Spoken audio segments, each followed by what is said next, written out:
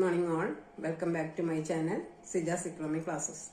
ഇന്ന് ഞാൻ നിങ്ങൾക്ക് പറഞ്ഞു തരാൻ പോകുന്നത് മൈക്രോ എക്കണോമിക്സിനെ കുറിച്ചിട്ടും മാക്രോ എക്കണോമിക്സിനെ കുറിച്ചിട്ടുമാണ്. ഇക്കണോമിക് തിയറിയെ മൈക്രോ ഇക്കണോമിക്സ്, മാക്രോ എക്കണോമിക്സ് എന്നിങ്ങനെ രണ്ടായി തരംതിരിച്ചത് റാഗ്നർ ഫിഷർ എന്ന് പറയുന്ന ഇക്കണോമിസ്റ്റ് ആണ്. 1933 അദ്ദേഹം മൈക്രോ, മാക്രോ എന്നിങ്ങനെ ഡിവൈഡ് ചെയ്യുന്നത്. Micro means small, macro means large. Micro എന്ന് പറഞ്ഞാൽ സൂക്ഷ്മം എന്നാണ് അർത്ഥം. മാക്രോ എന്ന് പറഞ്ഞാൽ അതായത് സ്ഥൂലം എന്നാണ് അർത്ഥമാക്കുന്നത്. മൈക്രോ എക്കണോമിക്സിലെ എന്തിനെ കുറിച്ചാണ് പഠിക്കുന്നതെന്ന് നമുക്ക് പരിശോധിക്കാം. The study of the individual unit, വ്യക്തിഗത യൂണിറ്റുകളെ കുറിച്ചുള്ള സ്റ്റഡിയാണ് മൈക്രോ എക്കണോമിക്സ്. അതേസമയം മാക്രോ എക്കണോമിക്സ് എന്ന് പറയുന്നത് സമ്പദ് വ്യവസ്ഥയുടെ മൊത്തത്തിലുള്ള പഠനമാണ്. Study of the economy as a whole, സമ്പദ് വ്യവസ്ഥയെ മൊത്തത്തിൽ പഠിക്കുന്നതാണ് ഇത് മാക്രോ എക്കണോമിക്സ്. മൈക്രോസ് എന്ന വാക്കിൽ നിന്നാണ് മൈക്രോ എന്ന വാക്ക് ഉടലെടുത്തത്.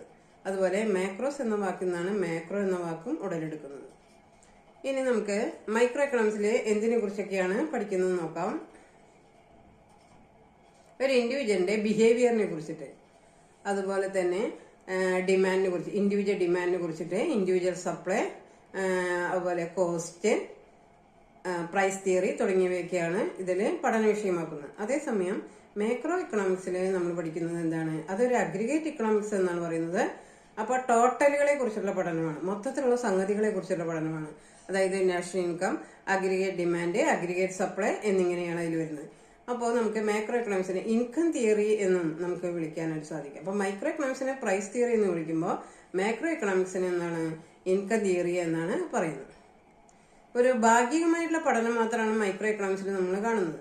എന്നാൽ മാക്രോ എക്കണോമിക്സിൽ കാണുന്നത് പൂർണ്ണമായിട്ടുള്ള ഒരു പഠനമാണ് മാക്രോ എക്കണോമിക്സിൽ നമുക്ക് കാണാനായിട്ട് സാധിക്കുക. അതുപോലെ തന്നെ മൈക്രോ എക്കണോമിക്സിലെ ഉദാഹരണമായിട്ട് എടുക്കുന്നത് മരത്തെ കുറിച്ചുള്ള ഒരു പഠനം മൈക്രോ എക്കണോമിക്സിൽ വരികയാണെങ്കിൽ വനത്തെ കുറിച്ചിട്ടാണ് മാക്രോ എക്കണോമിക്സിൽ പഠിക്കുന്നത്. അപ്പം മൊത്തത്തിലുള്ള സംഗതികളെ കുറിച്ചുള്ള പഠനമാണ് മാക്രോ എക്കണോമിക്സ് എങ്കിൽ ഒറ്റയൊറ്റ സംഗതികളെ കുറിച്ചിട്ടാണ് മൈക്രോ എക്കണോമിക്സിൽ പറയുന്നത്. അതുപോലെ തന്നെ ബേർഡ്സ് ഐ വ്യൂ എന്ന് പറയുന്നത് ഒരു പക്ഷിയുടെ വീക്ഷണം പോലെയാണ് മാക്രോ എക്കണോമിക്സിന്റെ പഠന രീതി. അതേസമയം മൈക്രോ എക്കണോമിക്സിൽ വോംസ് ഐ വ്യൂ, അതായത് ഒരു പുഴുവിന്റെ വീക്ഷണം മാത്രമേ അതിൽ വരുന്നുള്ളൂ. എങ്കിലും ഇക്കണോമിക് തിയറിയെ കുറിച്ച് പറയുമ്പോൾ മൈക്രോ എക്കണോമിക്സും മാക്രോ എക്കണോമിക്സും ഒരുമിച്ച് ഉപയോഗിക്കാറുണ്ട്. അപ്പോൾ നമുക്ക് മൈക്രോ മാക്രോന്റെ ടേബിളാണ് പിന്നെ കൊടുക്കാനായിട്ടുള്ളത്. ഞാനിതിൽ വിടുന്നതാണ്. ഓക്കെ, സബ്സ്ക്രൈബ് ചെയ്യുക,